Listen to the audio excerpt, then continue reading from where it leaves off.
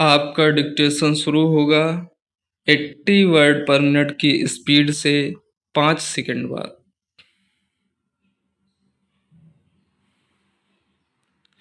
भारतीय rail network दुनिया के सबसे बड़े और व्यस्ततम रेल नेटवर्कों में से एक है।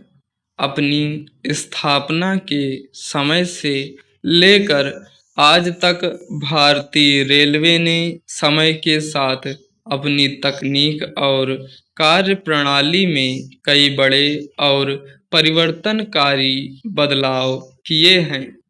कोयले से चलने वाले भाप इंजनों से लेकर डीजल और फिर व्यापक विद्युतीकरण तक का सफर रेलवे की निरंतर तकनीकी प्रगति को दर्शाता है। इसी विकास यात्रा में अब एक और ऐतिहासिक अध्याय जुड़ गया है। भारत ने अपनी पहली हाइड्रोजन ईंधन सेल आधारित ट्रेन का सफलतापूर्वक संचालन शुरू कर दिया है।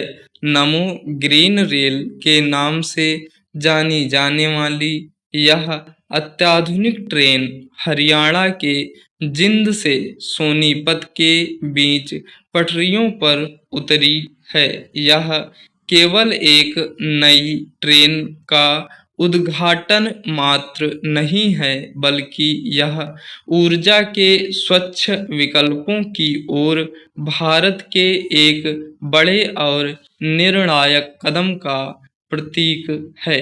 इस ट्रेन का निर्माण रेलवे की चेन्नई स्थित इंटीग्रल कोच फैक्ट्री में किया गया है, जो भारत की आत्मनिर्भरता और इंजीनियरिंग क्षमता का उत्कृष्ट उदाहरण पेश करता है।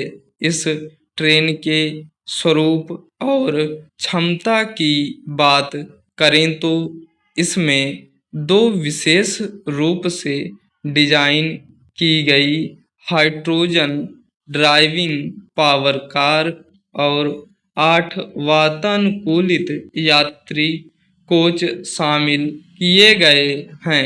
अपनी पूरी क्षमता के साथ यह ट्रेन एक बार में लगभग 2600 यात्रियों को उनके गंतव्य तक सुरक्षित और सुगमता से पहुंचाने में सक्षम है।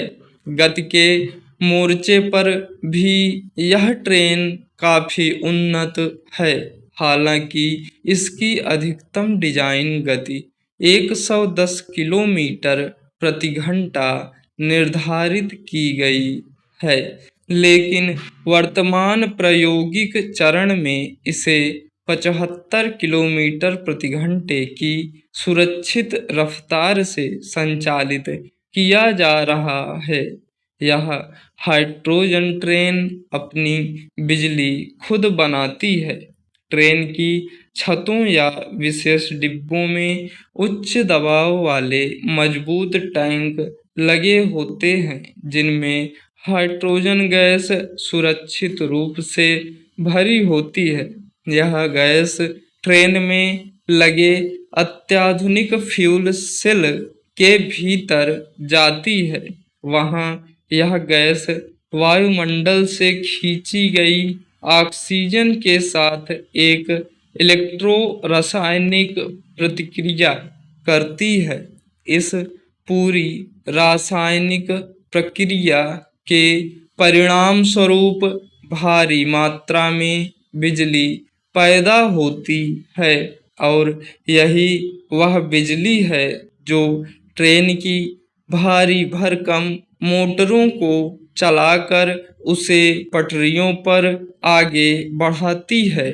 इसी पूरी प्रक्रिया का सबसे खूबसूरत और पर्यावरण के अनुकूल पहलू यह है कि इसमें कोई हानिकारक धुआं या कार्बन गैस वातावरण में नहीं घुलती है।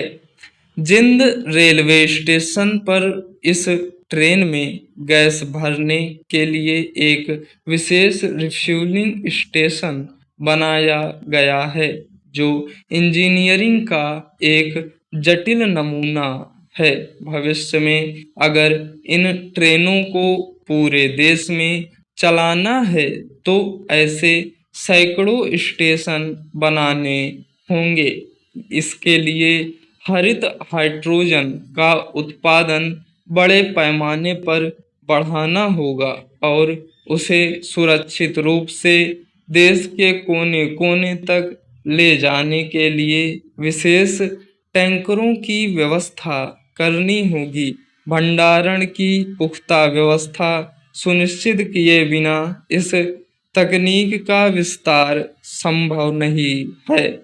जब हाइड्रोजन के उत्पादन से लेकर उसके अंतिम वितरण तक का एक सस्ता और सुलभ तंत्र पूरी तरह से विकसित नहीं हो जाता, तब तक इस तकनीक का व्यावसायिक रूप से पूरे भारत में विस्तार करना एक बड़ी आर्थिक और व्यावहारिक चुनौती बनी रहेगी। रखरखाव और सुरक्षा के मामले में भी यह नई तकनीक रेलवे के कर्मचारियों के लिए एक बिल्कुल नया अनुभव और चुनौती लेकर आई है। स्टॉप।